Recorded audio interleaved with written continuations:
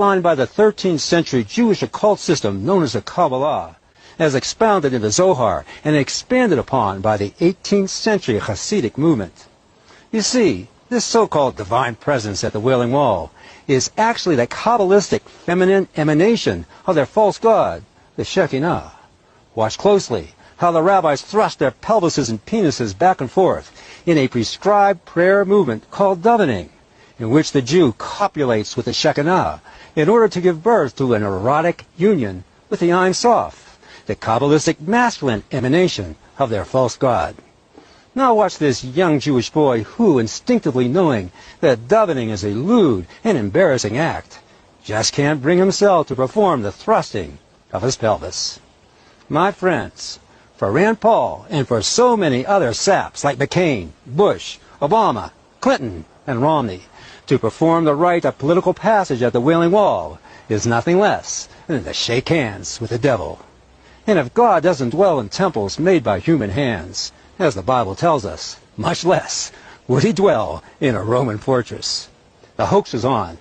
Not only are our politicians selling their souls to the Jews at a Roman fortress named Fort Antonia, misnamed the Western Wall, they're participating in a lewd occult ritual where the so-called divine presence is actually Satan himself.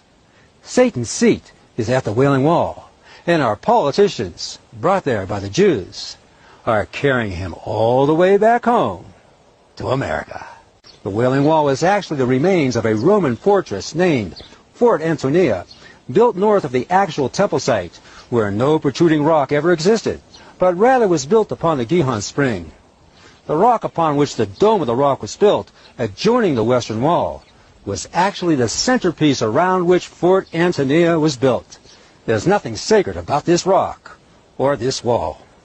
This is attested to by the eyewitness Jewish historian Josephus, who also wrote in his Jewish Wars that the Romans left nothing above or below ground of the Second Temple, so that one coming to Jerusalem thereafter would never believe a temple ever existed.